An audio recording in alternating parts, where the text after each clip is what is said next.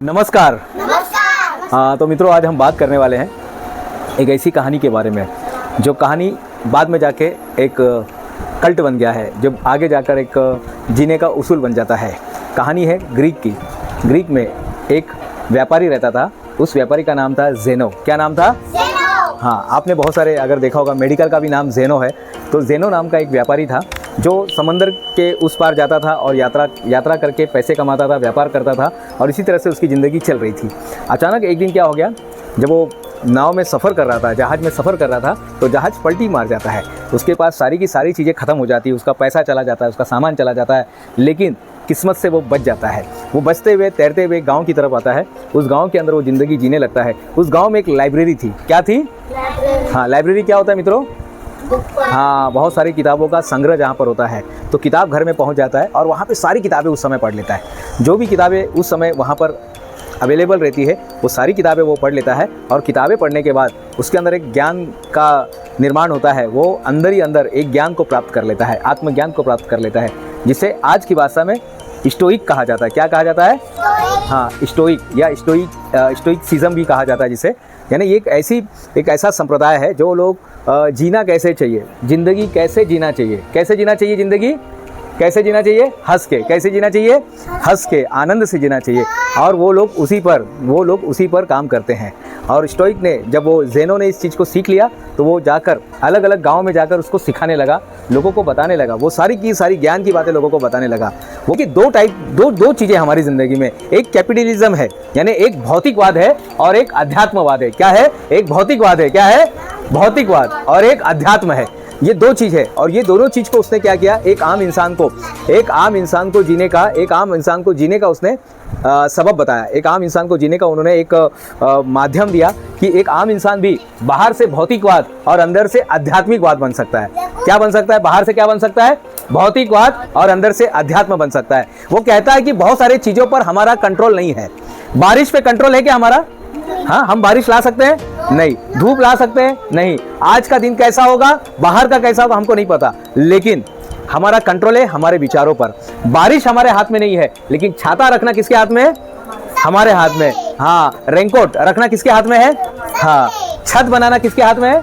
हमारे हाथ में। तो वो कहता है कि बहुत सारी चीज़ें हमारे हाथ में है। तो बहुत सारी चीज़ें यानी कंट्रोल। तो हम जिंदगी को बहुत सारी चीज़ों पे हम कंट्रोल कर सकते हैं। बारिश पे हमारा कंट्रोल नहीं है, लेकिन छाता लेकर जाना है कि उस पर हमारा कंट्रोल है। दूसरों के इमोशन पे हमारा कंट्रोल नहीं है, लेकिन मेरे इमोशन पे कंट्रोल है। दूसरे लोग कैसे पढ़ाई करेंगे मुझे नहीं पता, लेकिन मैं कैसे पढ़ाई करूंगा उस पर मेरा कंट्रोल है। दूसरे लोग कैसे व्यवहार करेंगे उस पर मेरा कंट्रोल नहीं है, लेकिन मैं अपने व्यवहार पर क्या कर सकता हूँ? कंट्रोल कर सकता हूँ। और यही स्टोइक कहता है। स्टोइक इंसान को क्या बना देता है? स्टोइक इंसान को धीरे धीरे वैराग्य बना देता है। जैसे भगवत गीता में कहा है, सुख दुखे समभाव। सुख और दुख में क्या करना है? समभाव रखना है। ये प्रैक्टिकली जो है स्टोइक हमें बताता है। प्रैक्टिकली हमें स्टोइक बताता है, जो कि श्री कृष्ण भगवान ने 5000 साल पहले ही चीज़ बताई थी। 5000 साल पहले ही उन्होंने ये चीज़ बताई थी। आज हमें स्टोइक ये चीज़ सिखाता है। स्टोइक बनने के लिए, वैराग बनने के लिए हमें 4 चीज़ करना है कि आपको घर छोड़कर जाने की जरूरत नहीं है, आपको पहाड़ पे जाने की जरूरत नहीं है, समंदर पे जाने की जरूरत नहीं है, कुटिया में जाने की जरूरत नहीं है, जंगल में जाने की जरूरत नहीं है। आपको सिर्फ ये 4 चीज करनी है। सबसे पहले बुद्धि यानी समझ का निर्माण करना है। आपके अंदर क्या आना चाहिए? समझ आना चाहिए। क्या आना चाहिए? समझ आना चाहिए। बुद्धि आनी चाहिए। क्या आनी चाहिए? बुद्धि। कहां से आती है बुद्धि कहां से आती है? तो बुद्धि आती है किताब पढ़ने से। किताब पढ़ने से बुद्धि का विकास होता है। कहां से होता है? बुद्धि से, हमारे टीचर से आता है। बुद्धि का विकास कहां से होता है? हमारे लाइफ में गुरु होना चाहिए। कौन होना चाहिए? गुरु, टीचर होना चाहिए। और इसलिए बोला गया है, गुरु ब्रह्मा गुरु विष्णु गुरु देवो महेश्वरा, गुरु साक्षात परब्रह्म तस्मै श्री गुरुवे नमः, ये बोला गया है। तो सबसे पहले आपके अंदर एक अच्छा जीवन जीना है ना, सफल बनना है ना बेटा, तो सबसे पहले हमारे पास एक बुद्धि होनी चाहिए। और बुद्धि का विकास एक गुरु से ही हो सकता है। क्लियर हो गया ये? दूसरे नंबर पे आता है संयम, कंट्रोल। अपने आप को कंट्रोल कीजिएगा कभी आप, लेकिन कंट्रोल कीजिए अपने आप को। क्यों? तो बच्ची है, तो प्यारी बच्ची है, उसको बेचारे को क्या मारना, उसमें समझ नहीं है। ये है कंट्रोल। अपने आप पे कंट्रोल कीजिएगा ना। कहीं जिलेबी देखते तो मन क्या करता है आप लोग का? जिलेबी देख के खाने का मन करता है, कुछ मिठाई देख के खाने का मन करता है ना। मोबाइल में कोई गेम चालू रहेगा तो अपने को भी लगता है कि अपन भी खेले, लेकिन साहब कंट्रोल करना सीखिए। कंट्रोल करना सीखना है। हाँ, कंट्रोल करना। दूसरा है संयम, कंट्रोल करना है। तीसरा जो है, तीसरे नंबर पे आता है, हमेशा आपको धैर्य रखना है साहब। धैर्य के साथ आगे बढ़िएगा। धैर्य रखिए। धैर्य यानी आपको पता है कि ये चीज मैं सीख जाऊंगा, आज नहीं तो कल होगा, हर संकट का हल होगा, आज नहीं तो कल होगा। तो जो धैर्य रखेगा वो जीतेगा। आपको लाखों के बीच में भी अकेला आप रह सकते हैं, आपको अकेले रह के अपने आप का विकास करना है, अकेले रह के अपना विकास करना है। विकास का मतलब है अपने आप को अपग्रेड कीजिए, अपने आप को बढ़ाइए। आज कल ये चीज आ रही थी, आज ये चीज सीखेंगे, ये चीज सीखेंगे, ये चीज सीखेंगे और रोज सीखते रहिएगा। धैर्य के साथ आगे बढ़िए। चौथे नंबर पे आता है साहस। क्या आता है? साहस का मतलब क्या होता है? किसी चीज को आगे बढ़ने के लिए साहस चाहिए। जब आप कुछ नया करते हैं ना प्रणव, जब आप कुछ नया करते हैं तो कुछ करने के लिए आपको साहस होना चाहिए। क्या होना चाहिए आर्या? कुछ करने के लिए हमें पास साहस होना चाहिए। और साहस कहाँ से आता है? कॉन्फिडेंस से आता है। कॉन्फिडेंस कहाँ से आता है? रोज एक ही काम करने से कॉन्फिडेंस आता है ना। कितने लोगों को मोबाइल चलाने आता है यहाँ पर?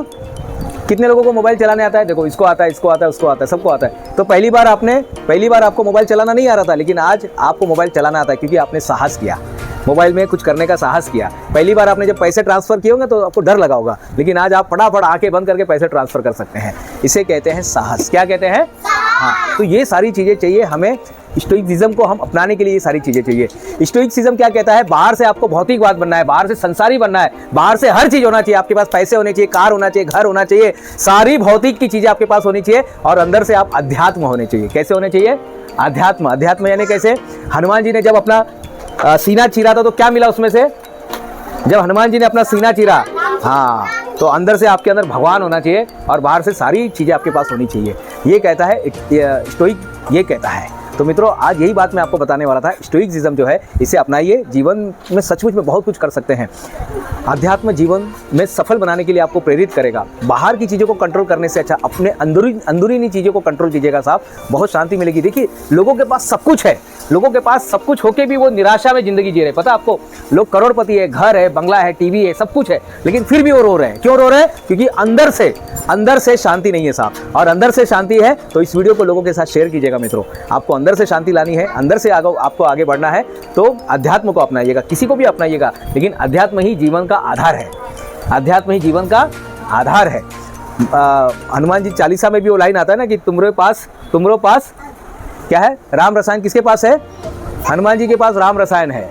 और सदा रहो रघुवीर की दासा। तो आपको हमेशा अंदर से पूरी तरह से भक्त बनना है और बाहर से भौतिकवाद बनना है। आपके पास सारी चीज़ें होनी चाहिए। आपकी पढ़ाई अच्छी होनी चाहिए, आपके पास अच्छे कपड़े होने चाहिए, अच्छे गाड़ी होनी चाहिए, आप एरोप्लेन में घूमना चाहिए, फर्स्ट क्लास में घूमना चाहिए, आपके पास अच्छे जूते होने चाहिए। बाहर से सारी चीज़ें होनी चाहिए और अंदर से आप कमल की तरह होने चाहिए, जो चीकल में रह के भी वो चीकल से अनभिज्ञ रहता है। तो स्टोइक यही कहता है मित्रों। ज़ेनो साहब ने यही बताया, सेनेक ने यही बताया, कई लोगों ने फिलॉसफी बताया और बहुत कम शब्दों में स्टोइक जो है बहुत कम शब्दों में बहुत बड़ी बड़ी बातें बता देता है। जैसे मैं हमेशा कहता हूँ ना कि पुरस्कार मिले ना मिले, आविष्कार रोज चलते रहना चाहिए। मित्रों, ये छोटी छोटी बातें हमारे जीवन में बहुत बड़ा प्रभाव देती है। आप इन सब चीज़ों को अपनाइए। अगर आज के इस वीडियो से अगर एक भी चीज़ को अगर आपने अपना लिया तो मुझे पूरा विश्वास है आपके जीवन में बड़ा तो नहीं, लेकिन आज से एक परिवर्तन होना शुरू हो जाएगा। तो स्टोइक को अपनाइएगा, अंदर से अध्यात्म बनिएगा, अंदर से और बाहर से भौतिकवाद बनिएगा। मैं प्रोफेसर डॉक्टर दिनेश गुप्ता, आनंद श्री, फिर मिलूंगा नए वीडियो में। तब तक के लिए धन्यवाद।